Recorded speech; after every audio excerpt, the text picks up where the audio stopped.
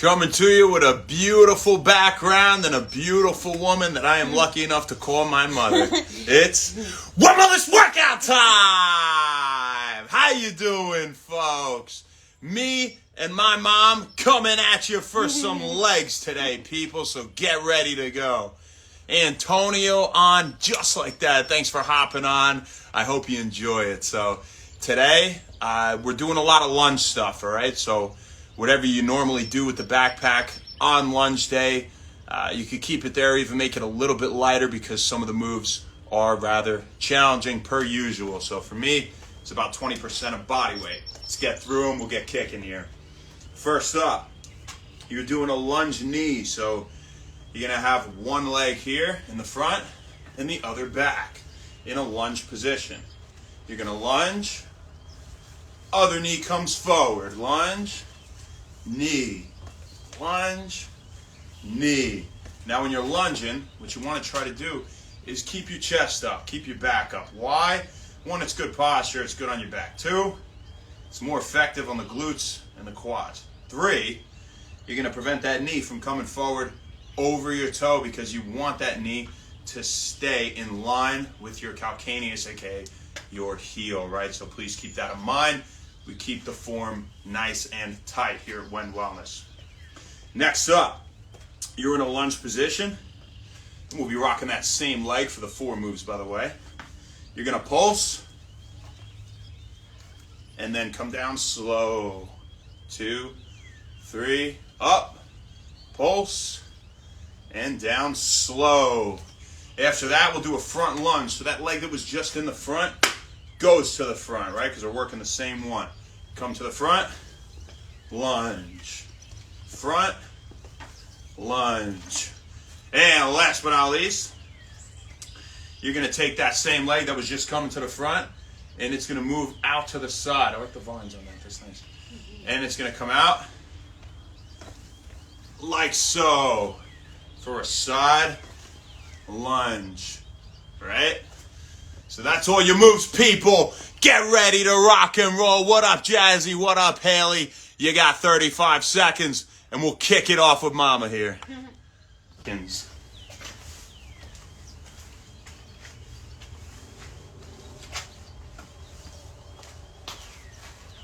your backpacks on, people. Going to lunch school. Yeah. Backpack or not, just do all the same moves. So you can put one leg back, come front, knee.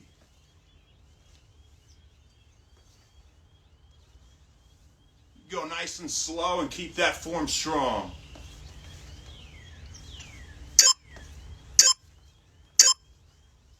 Now bring that leg back. You're in a lunge, pulse. Slow on the way down. 2, 3, and up. Back into the pulse. And slow on the way down. 2, 3, and up. Back into the pulse. Slow on the way down. Leg that was just forward is coming forward in your front lunge. Hey. Have fun with it. We sure are. We always do. We do. Every time. Leg that was coming forward comes to the side. Side lunge.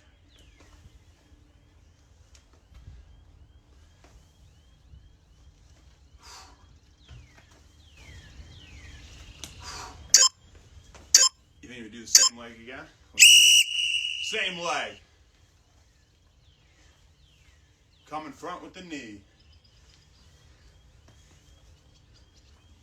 So when you come back, you're kind of rocking back, right? Keeping the chest up. Get in that lunge.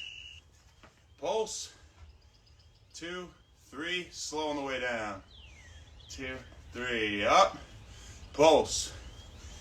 2, 3. Slow on the way down. Come to the front. You guessed it. Front lunge. Nice job, you guys. Keep going. Almost done with the first circuit out of 4. 18 seconds a move, 4 rounds, 8 moves. Side lunge.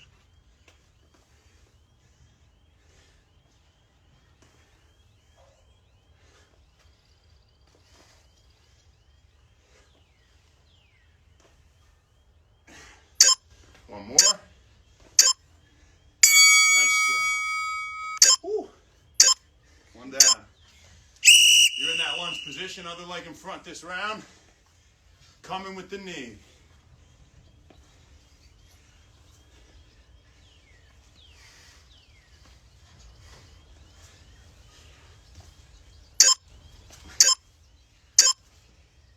Keep going. Let's do it again. Now we know we're doing the same leg the whole round.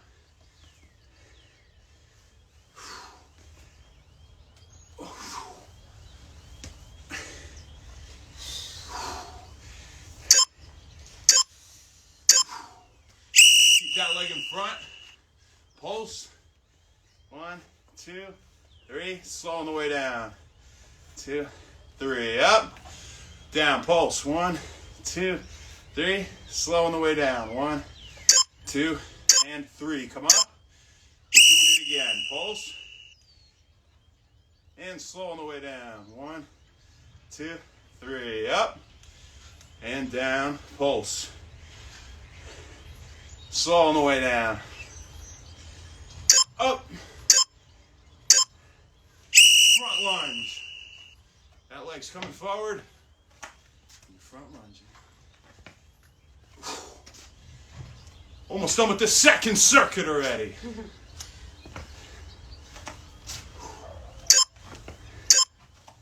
Keep going.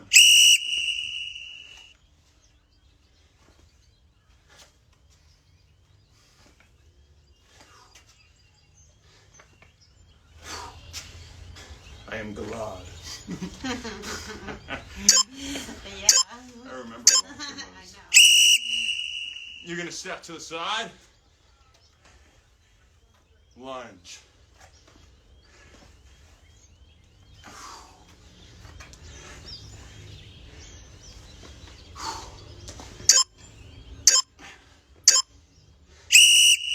Keep going.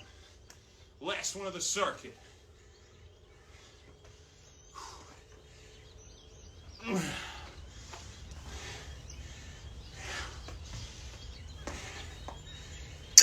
Another one.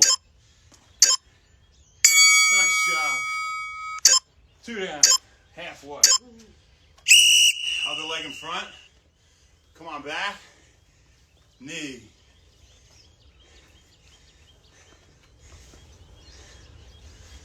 Go slow on this one.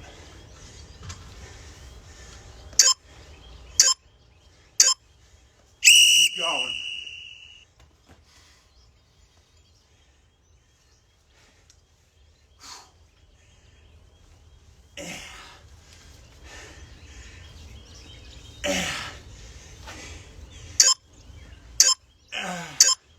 Keep that leg in front. You're gonna lunge pulse. And slow on the way down. 3, up. Reset, pulse. Slow on the way down. And up. Pulse. Again. And slow. Up. Pulse.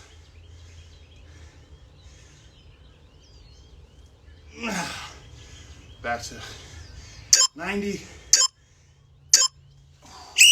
Front lunge.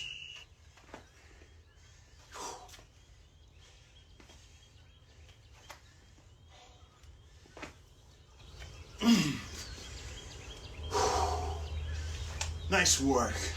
Gorgeous. Keep going. And if you want to hear about thyroid hormone formation, stay tuned after the workout. We'll talk about it.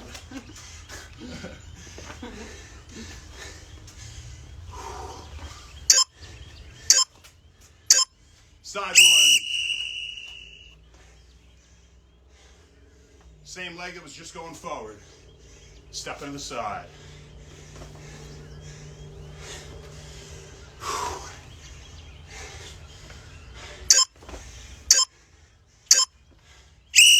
Last time.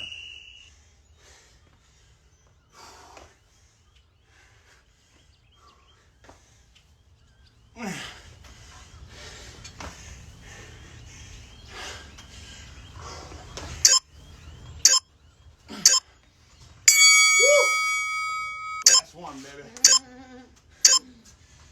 Other leg in front. Bring that knee up.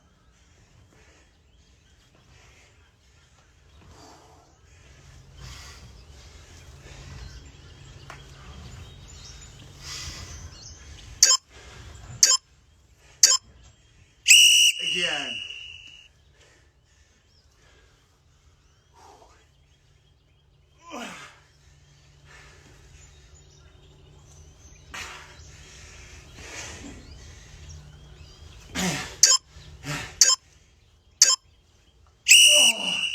Hold the lunge. Pulse. 1, 2, 3. Slow down. And all the way up. Back to center. 1, 3. All the way down. Do it again, people. Pulse. And down. All the way up. Back to center. Pulse. And down. All the way. Pulse. Front lunge. Same leg coming forward. It was just in front, right?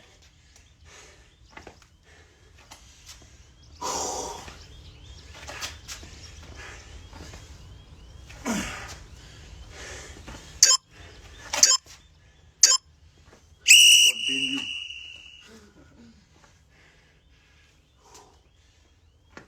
I'm feeling it.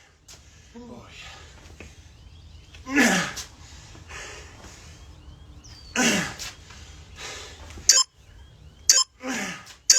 Side lunge.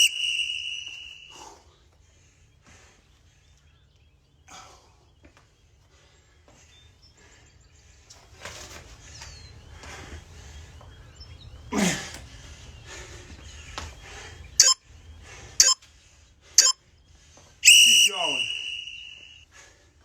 Need 5. 1, 2, 3, 4. Right on time. 5. Nice job. Well, you look at a great sled. It's that backpack and that sweatshirt. Oh man, that was fun. And your hard work. I love you. I'm so proud of you. Thanks. My mom is great. She's my biggest fan. I love her. Love her to death. What's up, Natty? Hey. Hey, Natty. Nat's Miscellaneous. What up? Danny Kip. How you doing? Hi, Danny. And Mon S. Python. How's it going? So, today what we're talking about is thyroid hormone formation. It's a lot, so I'll go slow. And if you have any questions, please message me because it's thyroid hormone week, people. We're talking about it all week. So, pick up where we left off yesterday. Thyroglobulin protein. We talked about its production. We talked about all the intracellular mechanisms that occur for it to be produced, right? And we left off with it being exocytosed into the extracellular space. Now, as a necessary premise, I got me breathing, that's good. As a necessary premise, thyroglobulin is what we call colloid protein. And when we say colloid, really in simple what we mean is one homogeneous uniform substance contained within another substance, right? So our homogeneous uniform substance here is tyrosine amino acid, baby. So you got a bunch of tyrosines that are bound to one another to form this thyroglobulin protein. Joey Ferocious, what's up? Thank you for hopping on. Who's Monty's Python? They said heart with your name. Anyway, but so like we said, thyroglobulin is a colloid protein, right? So what we need to do is get some iodine in that extracellular space to react with thyroglobulin to form thyroid hormone. So we got some steps that have to occur in order for that to happen. So we start with iodide. That's right, IDE, not iodine, right? which is a more positively charged form, of iodide, right? That's really the only difference. So it has less electrons as a premise, again, because we'll talk about it in a second. So we have iodide in the blood. Now this iodide has to get inside of the cell, and this cell we're talking about is the thyroid follicle, right? And so how do we get it in there? Well, it's tough because there's a higher concentration of iodide inside the cell than there is outside. So usually things flow from high to low concentration naturally to meet equilibrium, right? But in this case, we're going to go the other way. We're going against the grain. So in order to do that, we need energy. And another thing we're going to need, sodium, baby. So sodium is going to transport, because sodium has a higher concentration outside the cell naturally than inside. So sodium will naturally flow down its concentration gradient inside the cell, and along with it comes iodide. So we need sodium as a co-transporter to get that iodide influx inside the cell, right? And this is called secondary active transport, and again, is a secondary usage and requirement of ATP. So now we have iodide inside the cell. So what's going to happen is we got to get that iodide into the extracellular space where our thyroglobulin lies, right? So this iodide needs a protein called pendrin protein, which will allow it to flow through the membrane out of the cell, all right? So now we have iodide extracellularly where we have our thyroglobulin. So boom, finally we're here, right? This is where the good stuff starts, all right? So now we have an enzyme called thyroid peroxidase. And what thyroid peroxidase is going to do, among many things, we're going to talk about 3 jobs of thyroid peroxidase, but the first one in that extracellular space is to convert iodide over to iodine, because we need iodine before we can have that reaction with the tyrosine on the thyroglobulin, right? And so this is an oxidation reaction, right? So it's called iodide oxidation. And why is it called oxidation? Well, it's called oxidation because it's becoming more positively charged, hence losing electrons. So oxidation is the loss of electrons. When we talk about reduction, on the other hand, right, that would be a reduction in charge, hence getting more negatively charged electrons. But here we have the opposite. We have oxidation going on. So we have that iodide being converted to iodine. Now, that same thyroid peroxidase enzyme is going to kick that iodine over to the tyrosine molecules on the thyroglobulin. And this iodine is going to bind to these tyrosine. Hence, it's called iodinization of tyrosine. No secret. I mean, all the words make sense. You know, people use big words without breaking them down. It makes it hard to understand. But look, iodinization, you're iodinizing the tyrosine. I mean, it makes total sense. So anyway, so the iodine now becomes bound to the tyrosine, and different numbers of iodine are bound to different tyrosines. So say one tyrosine will bind one iodine, and this would be monoiodotyrosine. If we had 2 bound, iodine that is, to tyrosine, it would be diiodotyrosine. If we had 3, you guessed it, triiodotyrosine. 3 iodoiodines, tyrosine, on the tyrosine. Makes perfect sense. And the third and final job of thyroid peroxidase, we're going to talk about today at least, is the grouping of 2 different tyrosine molecules that are bound to iodine, to different amounts of iodine. And that's why we just explained that, right? Because to understand what's going on here, you have a monoiodotyrosine and a diiodotyrosine. If they were bound by that thyroid peroxidase, you're going to get triiodothyronine.